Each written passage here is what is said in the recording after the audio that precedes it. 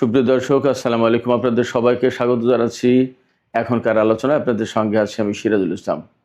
দর্শক, জর্দানে এবং ইরাকে আরও 2 মার্কিন সেনা নিহত হয়েছে, এই কথা ঘোষণা করেছে খোদ মার্কিন কেন্দ্রীয় কমান্ড সেন্টকম।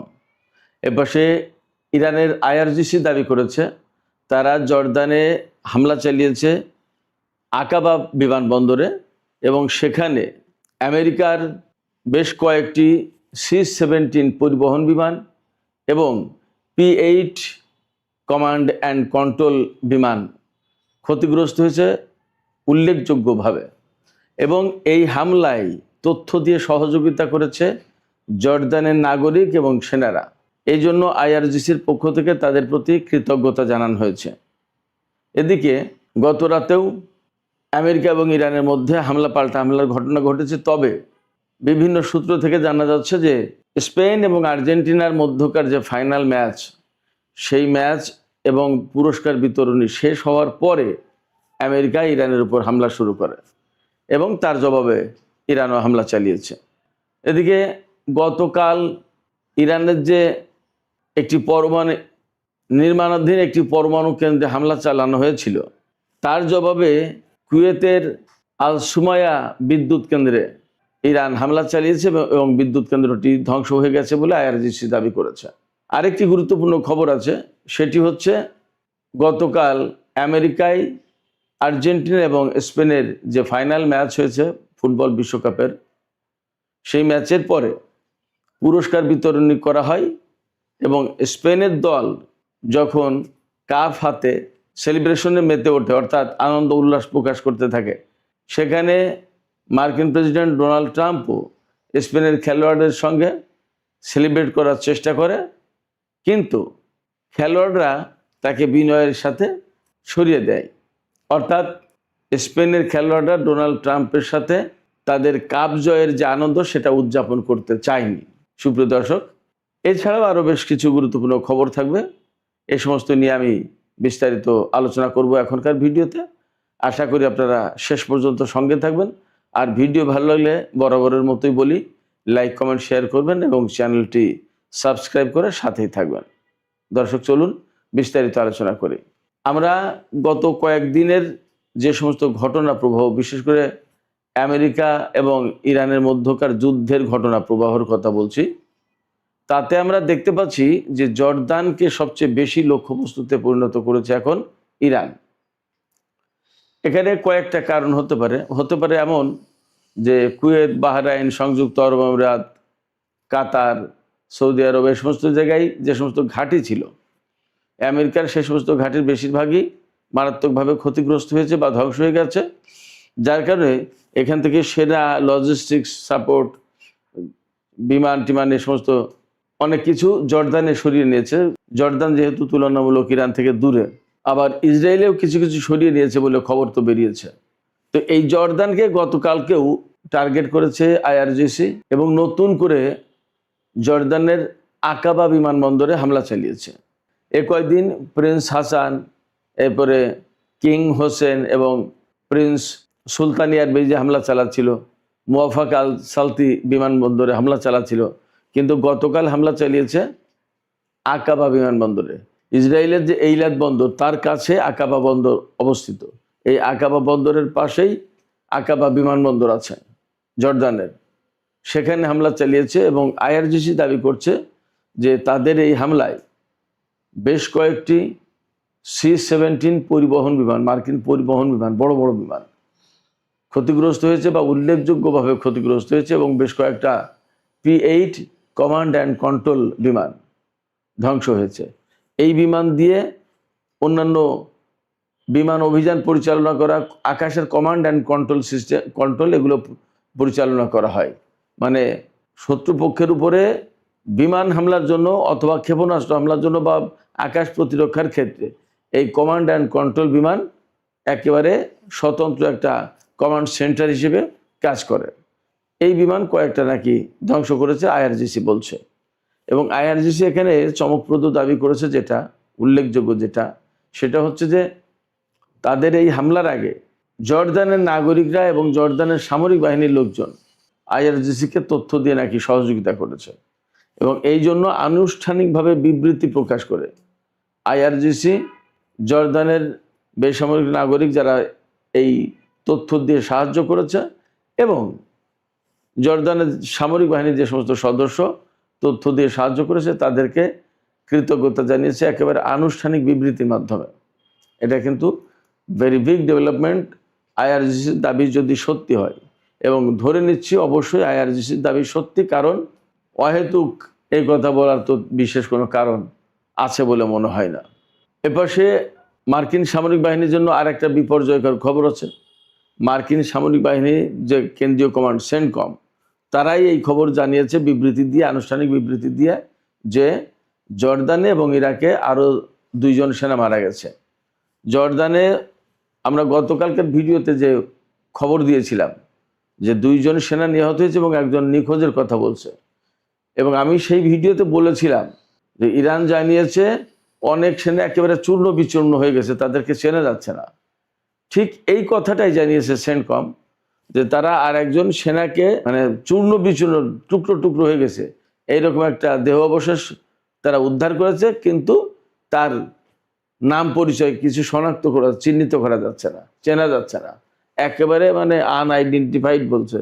জর্দানের সামরিক ঘাঁটিতে আনআইডেন্টিফাইড লোকজন কোথা থেকে আসছে? সবই তো মার্কিন সেনা তারা, কিন্তু তাদের চেনা যাচ্ছে না। কারণ 2টা কারণ হতে পারে। একটা হচ্ছে যে ক্ষেপণাস্ত্রের আঘাতে এই সমস্ত সেনার লাশ বা দেহ একদম ক্ষতবিক্ষত টুকরো টুকরো হয়ে গেছে, এটা একটা কারণ হতে পারে। আরেকটা কারণ হতে পারে যে আগুন ধরে পুড়ে গেছে, তাদেরকে আর শনাক্ত করার মতো অবস্থা নেই। যাই হোক না কেন, জর্দানে যে মার্কিন সামরিক বাহিনীর জন্য বড় রকম বিপর্যয় সৃষ্টি করেছে ইরানের সেনারা, এটা একদম পরিষ্কার। এবং জর্দানে এই বিপর্যয় সৃষ্টি করার পরেই কিন্তু ইরানের উপর তারা প্রতিশোধমূলক ব্যাপক হামলা চালানোর চেষ্টা করেছে। বাট ফ্যাক্ট হচ্ছে যে আমেরিকার পক্ষ থেকে ইরানকে এখন ধসিয়ে দেওয়ার মতো অবস্থা আর খুব একটা দেখা যাচ্ছে না, সেই রকম সক্ষমতা তাদের নেই। কারণ আঞ্চলিক বেশিরভাগ ঘাঁটি মার্কিন সামরিক বাহিনীর যে সমস্ত লজিস্টিক্স, তারপরে ক্ষেপণাস্ত্র প্রতিরক্ষা ব্যবস্থা, ক্ষেপণাস্ত্র ছোড়ার লঞ্চার, বিমান টিমান, এগুলো অনেক কিছু ধ্বংস হয়েছে, বড় রকমের বিপর্যয় পড়েছে মোটামুটিভাবে, এটা আপনারা নিশ্চিত থাকুন। এই বড় রকমের বিপর্যয় পড়ার পরেই এই অঞ্চল ছেড়ে জর্দান এবং ইসরায়েলের দিকে চলে গেছে। এখন মূলত যুদ্ধটা হয়তো বা বেশিরভাগ ক্ষেত্রেই সীমাবদ্ধ থাকবে ইরানের সাথে জর্দান এবং ইসরায়েল ওই এলাকায়। সৌদি আরব যদি এখন এখানে ঘাঁটি এবং ভূখণ্ড দিয়ে মার্কিন বাহিনীকে হামলা চালানোর জন্য সহযোগিতা না করে, তাহলে আমেরিকাকে এখন যুদ্ধ করতে হবে সম্ভবত জর্দান ইসরায়েল ওই এলাকা থেকে। যাই হোক, আমি আবার ফিরে আসি ইরাকে মার্কিন সেনা এবং জর্দানে মার্কিন সেনা নিহতর খবরে। তো জর্দানে মার্কিন সেনা নিহতের ব্যাপারে ইরান কিন্তু দাবি করেছে যে বহু সেনা মারা গেছে। আমেরিকা তো বলছে 2 জন, এখন 3 জনের কথা স্বীকার করলো, কিন্তু ইরান বলছে যে সেখানে বহু সেনা মারা গেছে। এবং আমার কাছে মনে হচ্ছে যে দেখেন, যে সেনা মারা গেছে টুকরো টুকরো হয়ে অথবা পুড়ে গেছে, সেখানে আরও 2 জন মারা গেছে, তো মাত্র 3 জন সেনা ছিল সেখানে। বলা হচ্ছে যে একটা মেসের ভেতরে হামলা হয়েছে, একটা ডাইরেক্ট ক্ষেপণাস্ত্র হিট করেছে, এবং এই সমস্ত ক্ষেপণাস্ত্রগুলো সব ব্যালিস্টিক এবং বড় বড় ক্ষেপণাস্ত্র। কমপক্ষে ওয়ারহেডের ওজন হচ্ছে 1,500 কিলোগ্রাম, তার মানে 1.5 টন। 1.5 টন মানে কি? 37.5 মন ওজন। তা যদি বিস্ফোরিত হয় তাহলে কি হয়, ধ্বংসযোগ্য কি পরিমাণে হয় আপনারা কল্পনা করুন। এবং ইরান বলেছে যে গতকাল যে আকাবা বিমানবন্দরে হামলা হয়েছে, সেখানে অনেকগুলো KC-17 এবং P-8 কমান্ড অ্যান্ড কন্ট্রোল বিমান ধ্বংসের পাশাপাশি কয়েক ডজন মার্কিন সেনা নিহত হয়েছে, ইরানের দাবি এটা। তো আমরা জানি না, তবে মোটামুটিভাবে আন্তর্জাতিক বিশ্লেষক এবং গণমাধ্যমে এই কথা বলা হচ্ছে, বহু সেনা মারা গেছে গত কয়েকদিনে ইরানের হামলায়, কিন্তু আমেরিকা তা স্বীকার করছে না সব। এখানে আর একটা লক্ষণীয় ব্যাপার, সেটা হচ্ছে ইরান যেভাবে হামলা চালাচ্ছে এবং যে কৌশলে এই পর্যন্ত যুদ্ধটাকে এনেছে, সেটা হচ্ছে যে মধ্যপ্রাচ্যে আমেরিকার যে সমস্ত সামরিক সরঞ্জাম হামলার কাজে এবং হামলা প্রতিহত করার ক্ষেত্রে ব্যবহৃত হচ্ছিল, এই ধরনের সামরিক সরঞ্জাম সব ধ্বংস করে দেওয়ার চেষ্টা করেছে ইরান। এতে সুবিধাটা হবে কি, যখন ইরান চূড়ান্ত অভিযান শুরু করবে, ইরান তো বলছে যে আমাদের চূড়ান্ত অভিযান একদম 0 আওয়ারের কাছাকাছি, যখন চূড়ান্ত অভিযান শুরু করবে তখন আমেরিকা কিন্তু ইরানের এই হামলা আর মোকাবেলা করতে পারবে না, প্রতিহত করতে পারবে না। কারণ ততক্ষণে তো তাদের ইন্টারসেপ্টর শেষ, বা যে সমস্ত ক্ষেপণাস্ত্র প্রতিরক্ষা ব্যবস্থা বা আকাশ প্রতিরক্ষা ব্যবস্থা দিয়ে, যেগুলোকে দিয়ে ইরানের ড্রোন, ক্ষেপণাস্ত্র বা বিমান হামলা যদি চালায়, এগুলো যে ঠেকাবে, সেগুলো যদি ইরান মোটামুটিভাবে ম্যাক্সিমাম ধ্বংস করে দিতে পারে, তখন আমেরিকার জন্য আসলে একটা বড় রকম বিপর্যয় নেমে আসবে।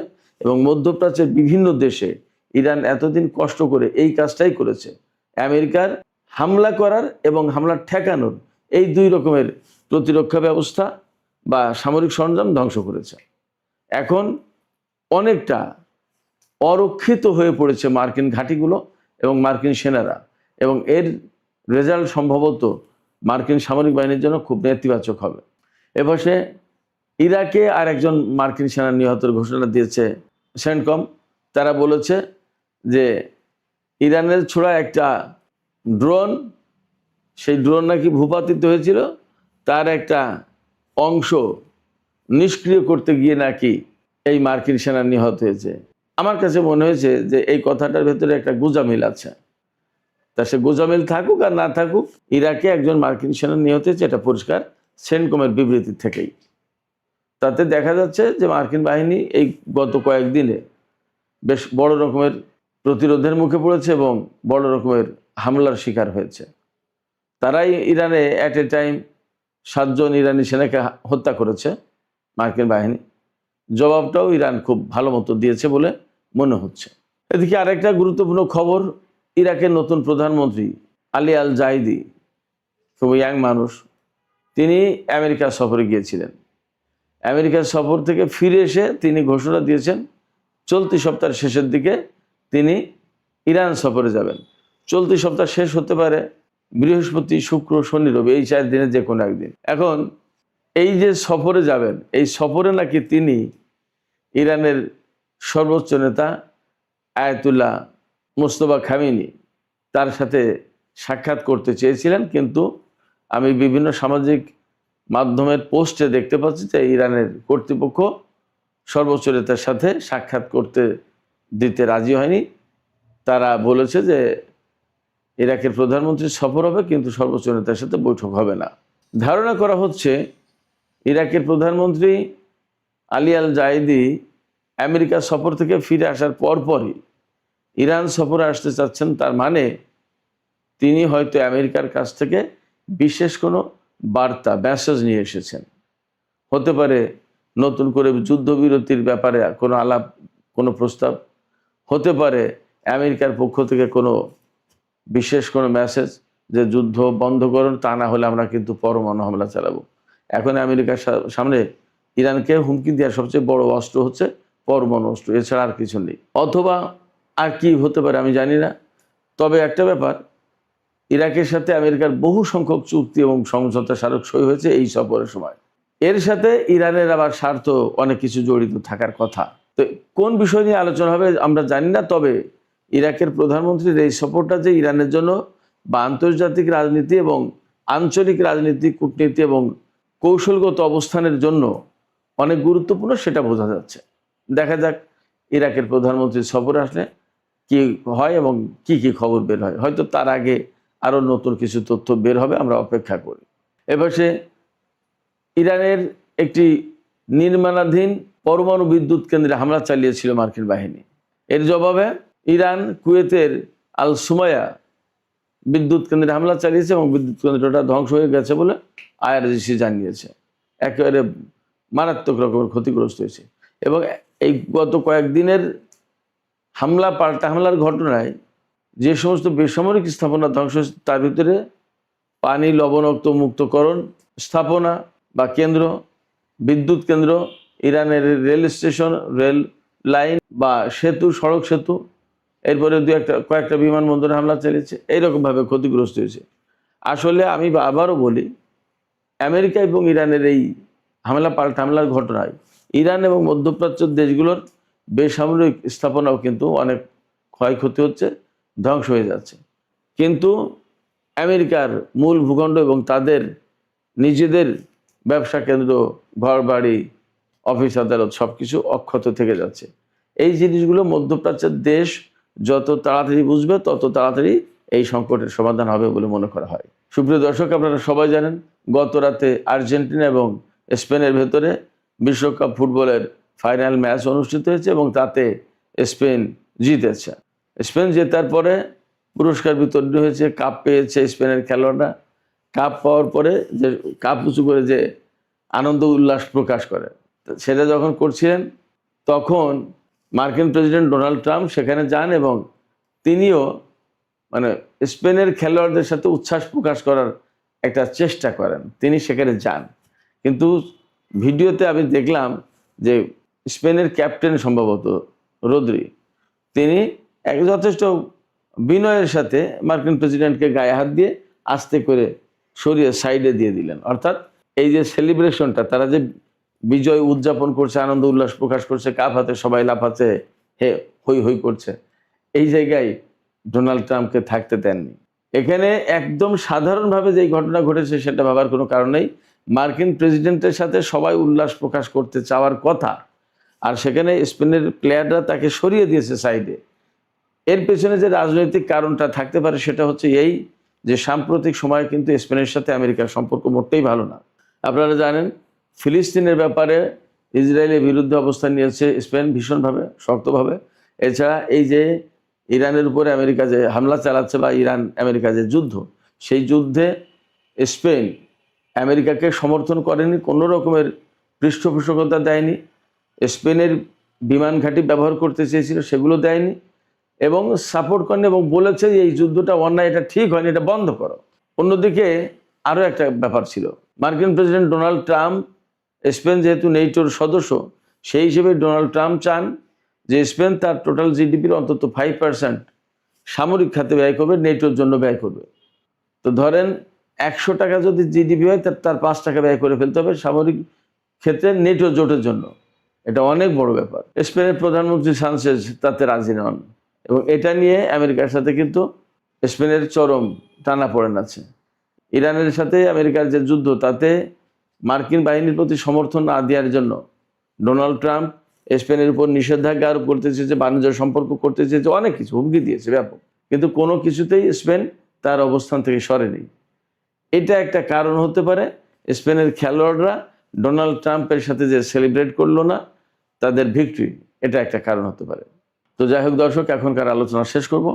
আলোচনা শেষের আগে আমি আপনাদের কাছে জানতে চাই, আপনারা কি মনে করছেন যে মধ্যপ্রাচ্যে মার্কিন সেনা মৃত্যুর যে ঘটনাগুলো ঘটলো, এছাড়া ইরানের যে হামলার ধরন, ইরানের ক্ষেপণাস্ত্র, যে বড় বড় ক্ষেপণাস্ত্র ব্যবহার করে এখন অনেকটা মধ্যপ্রাচ্যের উপসাগরীয় অঞ্চল থেকে মার্কিন বাহিনীকে বলা যায় জর্দান এবং ইসরায়েলের দিকে পিছু হটতে বাধ্য করেছে, বলা যাচ্ছে। পুরোপুরি এরকম না, কিন্তু এখন মূল জায়গা হয়ে দাঁড়িয়েছে জর্দান, ইসরায়েল ওই দিকে।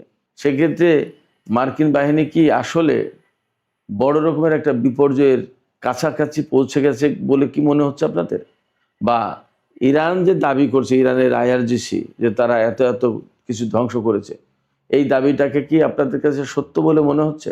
আপনাদের মতামত কমেন্টে জানাতে পারেন। আর ভিডিও ভালো লাগলে লাইক, কমেন্ট, শেয়ার করবেন এবং চ্যানেলটি সাবস্ক্রাইব করে সাথেই থাকবেন।